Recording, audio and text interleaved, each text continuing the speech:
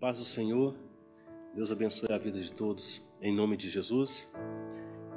Estamos começando mais uma lição, mais um ensinamento, o ensinamento de número 2 da nossa apostila.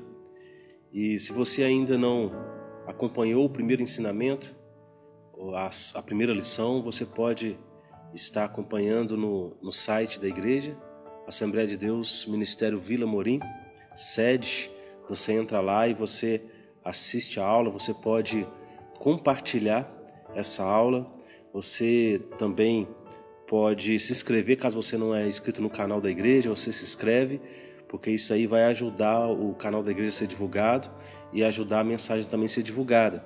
Você também pode entrar no meu canal particular, individual, lá está PB Tiago de Sá, e você pode também estar assistindo a aula por lá, e também você pode compartilhar, pode também inscrever no canal para você divulgar a mensagem do Senhor. Nós vamos fazer uma oração agora e depois nós já vamos começar o ensinamento de hoje. Hoje nós vamos falar sobre arrependimento. Amém? Pai amado, em nome de Jesus sou grato ao Senhor, porque até aqui o Senhor tem nos ajudado, tem cuidado de nós. Espírito Santo de Deus, é o Senhor que age, é o Senhor que fala, então nos ajude, Senhor, através do teu ensinamento, a ensinar, a transmitir a palavra do Senhor e o ensinamento da tua palavra para aqueles que estão ouvindo. Pai, em nome de Jesus, ser conosco, Pai. Amém. Graças a Deus. Nós vamos falar hoje sobre arrependimento. O texto base está em Atos dos Apóstolos, no capítulo 3, no seu versículo 19. O texto ele vai dizer: arrependei-vos, pois, e convertei-vos, para que sejam apagados os vossos pecados, e venham assim o tempo do refrigério, pela presença de Deus. Esse texto aqui, ele se dá no tempo que o apóstolo Pedro, juntamente com João, ele estava na porta do templo. E quando ele estava indo orar na porta do templo, tinha um paralítico, tinha um coxo. E eles agora, o coxo pedindo esmola, ele disse: eu não tenho prata e não tenho ouro, mas o que eu tenho, isso eu te dou. Em nome de Jesus Cristo Nazareno, levanta e anda. Imediatamente aquele paralítico andou e ele festejou pela cura que o Senhor tinha dado para ele. E agora todos chegaram até Jesus e até Pedro, e eles ficaram admirados com o que Pedro tinha feito através do nome de Jesus Cristo. E agora ele fala: olha, o que aconteceu aqui não foi pelo meu poder, não foi por mim, mas o que aconteceu aqui, esta cura, este milagre que aconteceu aqui, foi por intermédio do Senhor Jesus Cristo. E agora Pedro começa a pregar para eles. Pedro diz que esse Jesus pela qual eles mataram, esse Jesus, o santo, pela qual eles levaram à crucificação, foi esse Jesus que fez o milagre. E Pedro agora começa a ensinar e a ministrar a palavra, dizendo que não foi culpa deles, porque a crucificação de Jesus era necessária acontecer para que a profecia viesse a se cumprir. Que os profetas já falaram sobre Jesus e já falavam sobre a crucificação de Cristo. Mas Pedro agora diz para ele que o que eles precisam fazer agora é arrepender-se. Então vem nesse texto agora que eu acabei de ler: arrependei-vos, pois, e convertei-vos, para que sejam apagados os vossos pecados, e venham assim os tempos do refrigério, pela presença de Deus. Então, o texto, ele chama o povo ao arrependimento. Para isso, nós precisamos entender, então, a palavra arrepender ou arrependimento. Quando a gente vai pelo hebraico e também pelo grego, a gente tem o mesmo sentido. No hebraico é teshuvá. Teshuvá é o arrependimento. No grego é metanoia, também representando arrependimento. Então, arrependimento, o significado do arrependimento é a mudança de mente, a mudança de direção ou a mudança de atitude. Uma pessoa, quando ela se arrepende, ela muda totalmente o seu foco, ela muda totalmente o seu pensamento. ela muda totalmente o seu jeito de agir, as suas atitudes.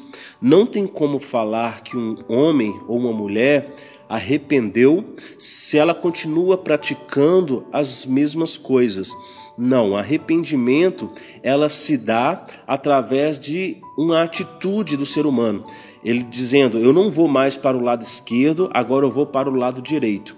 Isso é arrependimento. Muitas pessoas dizem que arrependeu dos seus pecados, começam a chorar, começam a se lamentar, mas pouco tempo depois continua a praticar os mesmos erros, continua a praticar os mesmos pecados. Ora, essa pessoa ela não arrependeu. Por quê? Se o arrependimento é a mudança de direção, a mudança de atitude e a mudança de mente, então uma pessoa que ao acabar de pecar, chorou, lamentou, mas continuou praticando as mesmas atitudes, os mesmos erros, então essa pessoa ela não se arrependeu. Ela pode ter um ato de remorso, ela teve um remorso daquilo que ela fez, ela chorou amargamente pelo que ela fez. Nós vemos isso em Judas, quando Judas ele vendeu o Senhor pelas moedas de prata. E depois, quando Jesus ele foi crucificado, Judas então ele começa a chorar, começa a lamentar, mas ele não muda de atitude. O que Judas faz é pegar uma corda, colocar no pescoço e se matar. Ele não arrependeu, ele teve um remorso. Diferente de Pedro, quando Pedro ele nega Jesus. Depois, quando Jesus olha para ele olha no olhar de Jesus, ele chora amargamente, mas ele muda de direção. Ele não colocou uma corda no pescoço, ele não fugiu de Jesus, pelo contrário, novamente você vai encontrar ele andando junto com Jesus quando Jesus ressuscitou. Ele esteve com Jesus, então ali realmente houve um arrependimento. Em Lucas, no capítulo 3, no seu versículo 8, está escrito: produzi, pois, frutos dignos de arrependimento, e não comeceis a dizer, temos Abraão por pai, pois eu vos digo que até desta pedra pode Deus suscitar filhos a Abraão. Esse texto aqui, ele é bem propenso a falar que não comeceis a dizer, temos por pai Abraão, ou seja, primeiramente tem que produzir o fruto de arrependimento. A salvação ela vem através do arrependimento. Na última aula eu disse que todo o ser humano foram perdoados de seus pecados através da morte de Jesus Cristo. Mas o que vai fazer o homem ou a mulher ser condenada não é necessariamente o pecado, porque o pecado ele já estava sobre toda a humanidade. Todos pecaram e destituídos foram da glória de Deus. Mas Jesus ele veio e perdoou toda a humanidade. Agora, o que o ser humano tem que fazer é arrepender-se dos seus pecados. Precisa haver o arrependimento. É por isso que aqui o evangelista Lucas, ele diz, produzi, pois, frutos dignos de arrependimento. E não comeceis a dizer, temos por pai Abraão. Ou seja, aqui está falando dos fariseus, aqui está falando dos entendedores da lei da época. Eles diziam que eles conheciam a lei, eles diziam que eles eram salvos, porque eles eram um povo diferente de todos os outros povos. Eles tinham por pai Abraão, eles tinham uma descendência abençoada, eles tinham uma descendência que o próprio Deus escolheu. Quando Deus ele escolhe a Abraão, ele diz para Abraão o seguinte: Abraão, sai da tua terra e do meio dos seus parentes e vou fazer de você uma grande nação. O projeto de Deus para Abraão e para toda a tua descendência a fazer um povo especial, um povo pela qual Deus ia trazer a lei, um povo pela qual Deus ia fazer exemplo para toda a humanidade.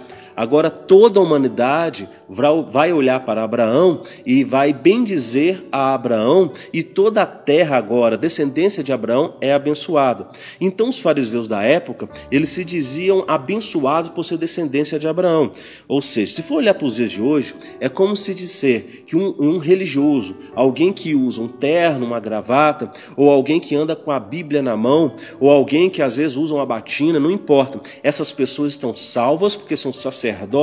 Essas pessoas estão salvas porque são líderes religiosos, e Jesus ele condena isso para a salvação. Não é ser líder religioso, não é estar com a Bíblia debaixo do braço, não é usar uma um terno e uma gravata, não é vestir roupa de crente, um saião batendo aos pés, não é isso que vai fazer o homem ser salvo. Eles podem estar bem vestidos, mas isso não salva a humanidade. Não é porque diz eu sou evangélico, não é porque dizer eu sou crente, não é porque dizer eu frequento uma igreja que venha a salvação para a vida da pessoa. É isso que ele está dizendo aqui. Não venha dizer isso, que você é evangélico, que você é crente, que você tem a salvação. Não. Mas é necessário produzir fruto de arrependimento. O ser humano, para ser salvo, ele precisa reconhecer que ele é pecador, que ele peca todos os dias e ele arrepende dos seus pecados. Lá em Efésios, no capítulo 2, no seu versículo 8, o texto vai dizer que nós somos salvos pela graça. Isso é dom de Deus, não é pelo nosso esforço, não é pela nossa obra, mas é dom de Deus, ou seja, é um presente de Deus a salvação. Então, na verdade, a salvação é a graça de Deus, é pela graça de Deus que nós somos salvos. Mas não é porque que nós vivemos na graça que nós vamos continuar pecando, como o apóstolo Paulo ele nos ensina isso. Não é porque nós estamos debaixo da graça que temos que continuar pecando. Por quê? Porque no momento que eu e você reconhece Jesus como o único Senhor, reconhece que Jesus, que veio para nos salvar, que ele morreu na cruz, derramou suas últimas gotas de sangue para nos salvar, neste momento, Jesus Cristo, ele nos recebe, e o Espírito do Eterno, o Espírito Santo de Deus, ele vem fazer morada em nossos corações. O nome já diz, Espírito Santo. Ruach HaKadosh, Espírito Santo, ou seja, o Espírito de Deus, ele é santo, não há maldade, não há pecado, não há nada que fere essa santidade, ele é santo. No momento que esse Espírito habita em nós, no momento que nós reconhecemos a Jesus, as nossas atitudes agora têm que ser santo, por mais que eu e você somos salvos pela graça, não pelo nosso merecimento, não porque nós andamos em santidade, em retidão, que nós vamos ser salvos. Não é isso, mas é pela graça. Mas independente que é pela graça, pelo Espírito Santo estar habitando em nós e ele sendo santo, eu não posso agora amar o pecado, eu não posso viver no pecado, eu não posso gostar do pecado. Pelo contrário, eu tenho que aborrecer o pecado, eu tenho que detestar o pecado, eu tenho que afastar do pecado. Por quê? Porque o Espírito Santo ele incomoda quando ele vê um pecado, porque ele é santo e a santidade não compactua com o pecado. No momento que eu compactuo com o pecado, eu estou entristecendo o Espírito Santo que é santo. Então eu tenho que abandonar o pecado para não entristecer o Espírito Santo. Mas já que eu quero alegrar o Espírito Santo, eu preciso deixar de pecar. E o que é o pecado? O pecado é errar o alvo.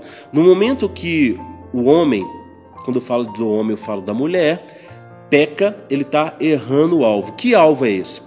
O alvo é aonde que a flecha vai em direção ao momento que a flecha sai do alvo, ela atinge outro patamar, outra coisa.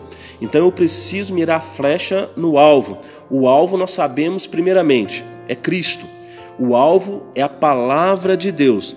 No momento que a minha mente, ela foge da palavra, ela foge dos conceitos do Senhor, ela afasta do caminho do Senhor, eu transgrido o mandamento do Senhor, eu pratico o pecado. É por isso que tem pessoas que dizem, mas a Bíblia ela não fala sobre o cigarro. A Bíblia não fala sobre cigarro, mas eu tenho certeza que o vício do cigarro acaba com o meu corpo, e o meu corpo é templo do Espírito Santo. Eu tenho que cuidar do meu corpo. Se a Bíblia diz que eu tenho que cuidar do meu corpo porque é templo do Espírito Santo, no momento que eu jogo a fumaça para dentro do meu corpo, eu estou transgredindo o meu corpo, eu estou pecando contra o meu próprio corpo. Então eu estou indo contra a palavra de Deus que diz que eu tenho que cuidar do meu corpo. Então é pecado. Por mais que lá não está escrita a palavra cigarro, mas não deixa de ser pecado. Todos os vícios que fazem eu afastar do Senhor para amar mais o vício é pecado. Eu tenho que amar Deus sobre todas as coisas. Eu tenho que ter Ele acima de tudo. Eu tenho que estar Ele 100% no meu coração, 100% na minha vida. Eu tenho que amar Jesus acima de todas as coisas. No momento que eu deixo de frequentar as coisas do Senhor para frequentar algo que, se eu não fizer, o meu corpo vai sofrer, então eu estou viciado naquilo. Eu idolatro aquilo e não idolatro o Senhor. Então eu estou pecando. Então o pecado é tudo aquilo que me afasta de Deus, tudo aquilo que me afasta do Senhor, tudo aquilo que me afasta da presença do Senhor. Existem alguns pecados que a Bíblia ela mostra, por exemplo, a imoralidade sexual. A imoralidade sexual é um pecado. Então, a pessoa que pratica a imoralidade sexual, tudo que é imoral de forma sexual é pecado. Um exemplo, a pornografia. A pornografia ela é pecado, porque a Bíblia fala para eu não ver a nudez de uma pessoa a não ser a minha esposa. A minha esposa eu posso ver a nudez dela. Fora da minha esposa eu não posso ver a nudez. Então no momento que eu vejo a pornografia, eu estou vendo a nudez de uma outra pessoa tendo um ato ilícito. Eu tenho que ter relação com a minha esposa, não com um outro ser. Então neste momento, a imoralidade sexual, a Bíblia relata que é pecado. A idolatria também é pecado. No momento que eu deixo de adorar a Deus para adorar um outro ser, isso também é pecado. Não importa se existe uma imagem de escultura que eu estou adorando, mas no momento que eu tenho um ídolo, um cantor, um pregador, e eu começo a colocar minha mente falando que ele é o cara, e eu deixo de dar glória para Deus e começo a dar glória para o ser humano, eu estou idolatrando. E a idolatria é pecado. Então a Bíblia relata alguns tipos de pecado, mas os pecados que a Bíblia não mostra, que não relata, mas aquilo que eu sei que está ferindo a santidade de Deus, aquilo que o Espírito Santo está entristecendo, aquilo que não me deixa orar, aquilo que não me deixa consagrar, aquilo que não me deixa vir para a casa do Senhor, aquilo que está me colocando constrangimento diante das pessoas, diante da sociedade, isto é pecado, isso é afastar do pecado. Se você pegar uma caneta que não é sua, aquilo ali te fere, saiba que aquilo é pecado. Então tudo aquilo que fere a santidade de Deus é pecado, e nós devemos afastar dessas coisas, nós devemos procurar afastar. Eu sei que o ser humano, como eu, nós pecamos todos os momentos, mas quando nós descobrimos que nós pecamos, a primeira coisa que nós temos que fazer é: meu Deus, eu pequei, então eu quero largar isso aqui, me perdoe e eu não vou fazer novamente. E realmente não faz. Se você diz que não vai fazer novamente, não faça. Se você não fizer, aí realmente houve o arrependimento. Lá porque quem convence o homem do pecado é o Espírito Santo. Nós vamos ver isso aqui. O Evangelho de João, no seu capítulo 16, eu vou ler o versículo 7 e o versículo 8. A Bíblia diz, Evangelho de João, se você quiser anotar, Evangelho de João, capítulo 16, versículo 7 e versículo 8. Todavia, digo-vos a verdade, que vos convém que eu vá, porque se eu não for, o Consolador não virá. Mas se eu for, enviá-vo-lo-ei. E quando ele vier, convencerá o mundo do pecado, da justiça e do juízo. Mais para frente nós vamos entender sobre isso, sobre a ação do Espírito Santo. Mas eu quero que você entenda que quem convence o homem do pecado é o Espírito Santo de Deus. É Ele que brada no teu coração que aquilo é certo, que aquilo não é certo. No momento que você fizer uma coisa e te ferir, saiba que o Espírito Santo está dizendo: não faça. Isso é pecado. Ele te convence do pecado. Ele te convence da justiça, o que é justo, o que é reto. Ele te convence do juízo, porque o Satanás já foi julgado, o mundo jaz no maligno, o mundo já é julgado pela palavra. Então, quem faz isso, quem faz todas essas coisas é o amado, querido e amigo Espírito Santo. Para não ferir o Espírito Santo, a Bíblia diz: não entristeceis o Espírito Santo.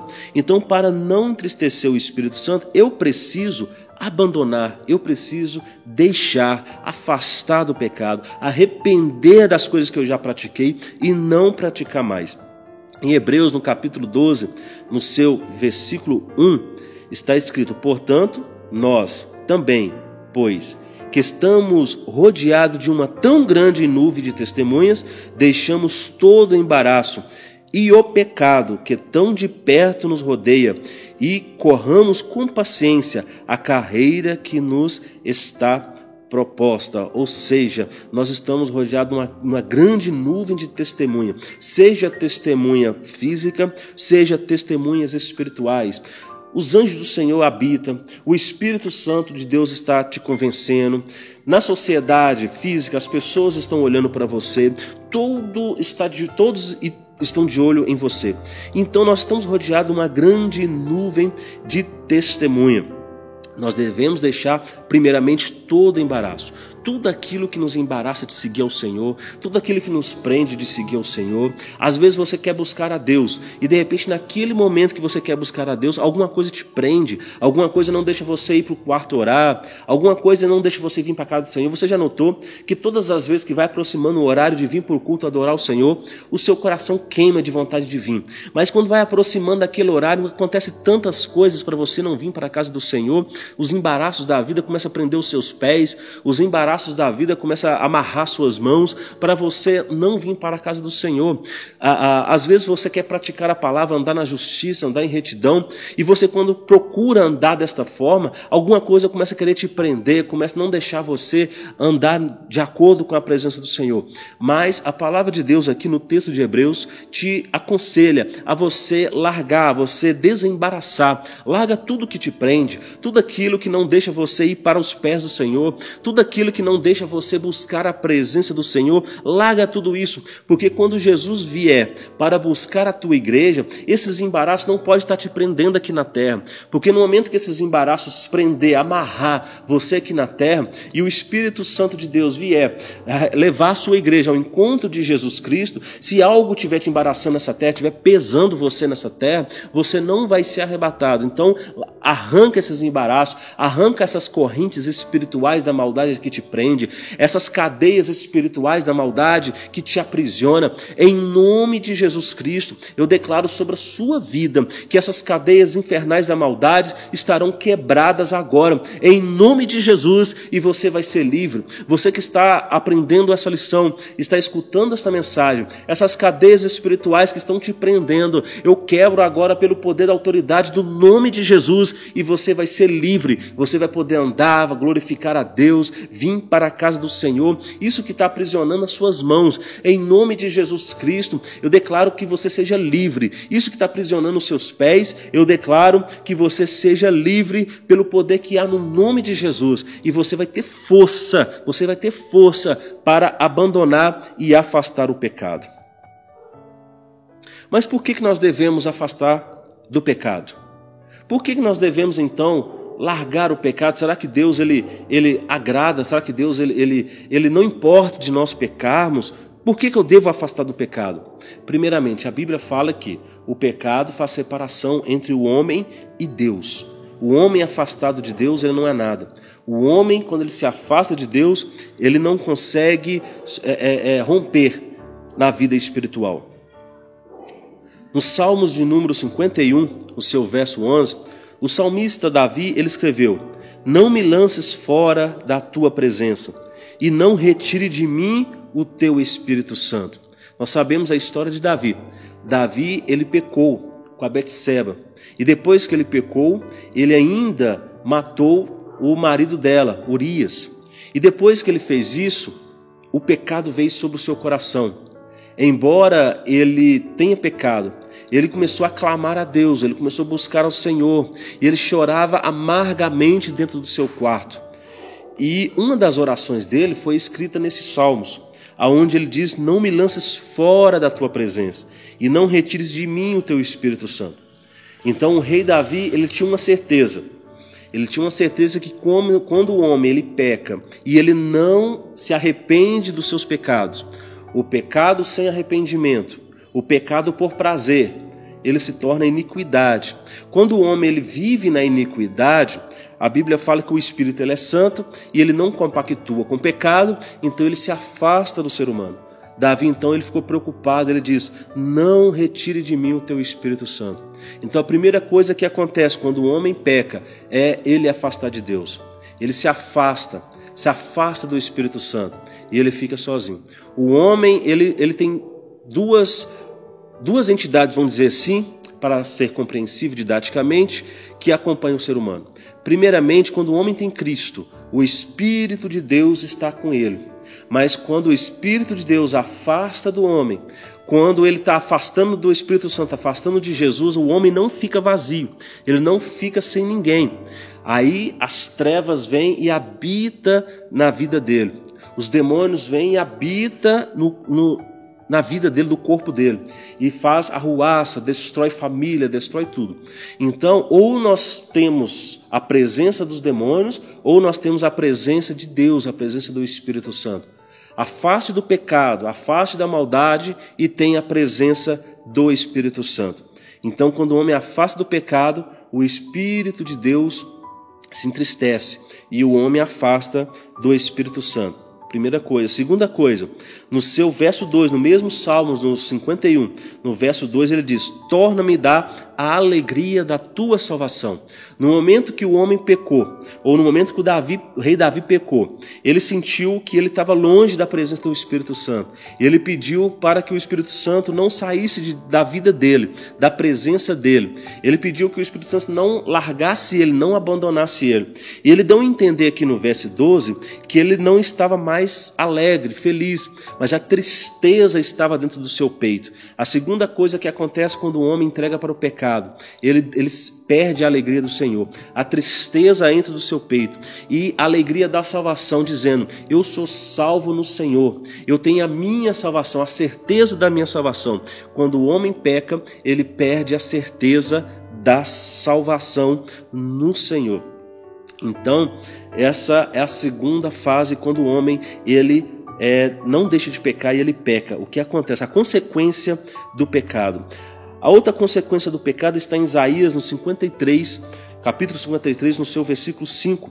Mas ele foi ferido pelas nossas transgressões e moído pelas nossas iniquidades. Ou seja, Jesus Cristo, ele foi ferido pelos nossos pecados, pelas nossas transgressões.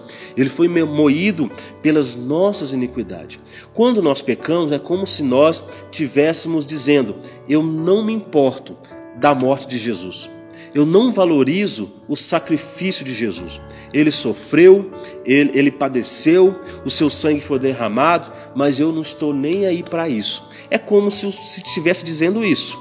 Na verdade, toda vez que nós pecamos e gostamos, vira-se iniquidade, gostamos do pecado e não arrependemos, nós não estamos valorizando a morte de Jesus Cristo.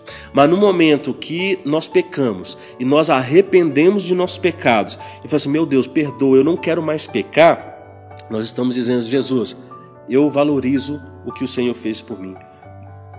Eu valorizo a tua morte, o teu sofrimento por mim, Senhor. O Senhor morreu por mim, derramou suas últimas gotas de sangue no Calvário por minha culpa. E por isso eu não quero fazer isso mais. Eu não quero trazer a dor do sofrimento da cruz do Calvário. O Senhor sofreu na cruz do Calvário. Acho interessante que é por isso que Satanás, o inimigo das nossas almas, ele faz de tudo para que o ser humano continue a pecar. Porque toda vez que o ser humano peca, ele está desfazendo do sacrifício de Jesus. Ele não está valorizando o sacrifício de Jesus. É como se estivesse pisando no sacrifício de Jesus. E uma forma de Satanás ofender a Cristo é fazendo com que o ser humano peque. Porque Satanás, sendo espírito, ele não vai ofender a Cristo simplesmente sendo espírito. Então ele usa de um corpo, ele usa do ser humano, da maior criatura que Deus fez sobre a terra.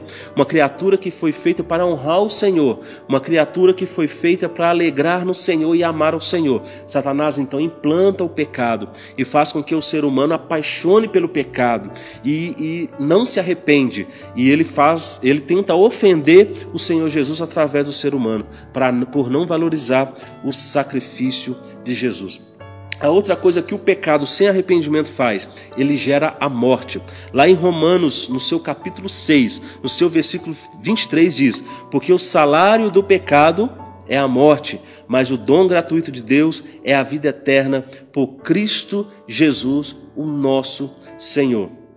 Ou seja, depois de havendo a concupiscência concebido, e dá luz ao pecado, e o pecado sendo consumado gera a morte. Então o pecado, quando ele é consumado, ele gera a morte. Que morte? Morte física? Também, mas começa tudo-se pela morte espiritual. A pessoa afasta de Deus, a pessoa não consegue orar mais, a pessoa não consegue buscar as coisas de Deus mais. O inimigo das nossas almas, os espíritos imundos, entra na família, destrói a vida da pessoa, destrói a saúde, e além da morte espiritual, agora se gera também a morte física. A pessoa começa a andar debaixo de maldição, debaixo de doença, família destruída, porque o pecado, ele gera a morte nos dois conceitos, espiritual e material. É por isso que nós precisamos viver de acordo com o Espírito Santo de Deus para não pecar, para nos ajudar na nossa fraqueza, porque nós somos fracos sim. Nós estamos o tempo todo sujeito a pecar, mas precisamos do Espírito de Deus, precisamos ser cheios da presença dEle, precisamos buscar mais da presença dEle, porque quando o Espírito Santo ele vem sobre nós, ele nos enche da tua presença, ele nos dá força para suportar o pecado. Quando a tentação ela vem sobre nós, nós conseguimos resistir às tentações e conseguimos afastar do pecado. Em 1 João, no seu capítulo 5, no seu versículo 18, sabemos que todo aquele que é nascido de Deus não peca, mas o que é de Deus é gerado, conserva-se a si mesmo, e o maligno não lhe toca. Então Satanás ele não tem poder de tocar, não somente naquela pessoa que diz que é de Deus, não. Tem muitas pessoas que dizem que é de Deus, mas estão debaixo dos ataques satânicos. As pessoas, para ela não receber os ataques satânicos, para que o maligno não toca nesta pessoa, é necessário primeiramente saber que a pessoa é nascida de Deus, ela anda de acordo com a presença do Espírito Santo, porque o que é nascido da carne é carne, e o que é nascido do Espírito é Espírito. O que é nascido da carne tende para as coisas, as paixões da carne, o que é nascido do Espírito tende para as coisas do Espírito, tende para as coisas do Senhor. Então o que é nascido de Deus é nascido do Espírito. Aqueles que buscam as coisas de Deus, primeiramente é isso. E o que conserva-se a si mesmo, ou seja, além de eu ser nascido do Espírito, além de eu buscar as coisas de Deus, eu me conservo assim, eu me conservo buscando as coisas de Deus, eu me conservo diante do Senhor, eu sou conservador nessas coisas, buscando a palavra de Deus, andando de acordo com o que o Senhor me ensinou, não dando brecha, não dando abertura para o pecado, afastando todas as brechas e andando de acordo com a presença de Deus. Aí sim, o maligno ele não tem poder para me tocar. Por quê? Porque a luz do Senhor habita em mim e eu ando em comunhão primeiramente com o Espírito Santo. Nós devemos continuar andando na luz e mantendo comunhão com o Senhor, igual está na carta de 1 João, se andarmos na luz, temos comunhão uns com os outros, e o sangue de Jesus Cristo nos purifica de todo o pecado. Amém? Deus abençoe a sua vida. Então, arrependimento é isso. Arrependimento é mudança de direção. É eu largar de viver no pecado. É eu largar de gostar do pecado e afastar-me do pecado. E não praticar mais o pecado. Aquilo que me afasta de Deus, e eu sei que me afasta de Deus, eu vou mudar as minhas atitudes, metanoia. Eu vou mudar os meus pensamentos. Eu vou mudar o que eu penso e vou começar a pensar de acordo com Jesus Cristo. Porque nós temos a mente de Cristo e sabemos tudo. Então agora eu vou andar de acordo com Jesus, não vou andar de acordo com o pecado. Isso é arrependimento. Arrependimento é isso, diferente da pessoa ela pecar, gostar do pecado e chorar amargamente, mas pecar de novo. Isso é remorso, não é arrependimento. Arrependimento eu tenho que afastar, lutar e mudar totalmente de direção. Vamos fazer uma oração para nós encerrarmos. Senhor Espírito Santo, te agradeço, Deus, primeiramente, pelo Senhor me convencer do pecado, da justiça e do juízo. Espírito Santo de Deus, sou grato ao Senhor Jesus, porque o Senhor, Deus, nos ensina a andar de acordo com a Tua palavra. É o Senhor que nos ajuda, é o Espírito Santo de Deus que nos convence e nos dá força para suportar o pecado. Então sou grato ao Senhor. Eu sou grato ao Senhor Jesus Cristo por ter me perdoado de todos os meus pecados. E agora, Jesus, por eu te amar, Deus, por eu amar o Senhor e não praticar mais as coisas do pecado, Deus, eu te dou glória, eu te dou louvor por tudo. Deus, abençoe essa pessoa que está me ouvindo. Deus, que em nome de Jesus Cristo, o Senhor, através do Teu Espírito Espírito Santo venha dar força para essa pessoa lutar e afastar do pecado, arrepender do pecado e mudar totalmente de direção, mudar totalmente os seus pensamentos. Se a pessoa, às vezes, ela gosta ainda do cigarro, se a pessoa gosta da bebida alcoólica, eu peço ao Senhor, Espírito Santo, que convença essa pessoa a abandonar isso e mudar totalmente de direção e não praticar essas velhas coisas mais. Em nome de Jesus, eu abençoo a cada um dos ouvintes, em nome de Jesus. Amém e amém. Deus abençoe sua vida, em nome de Jesus.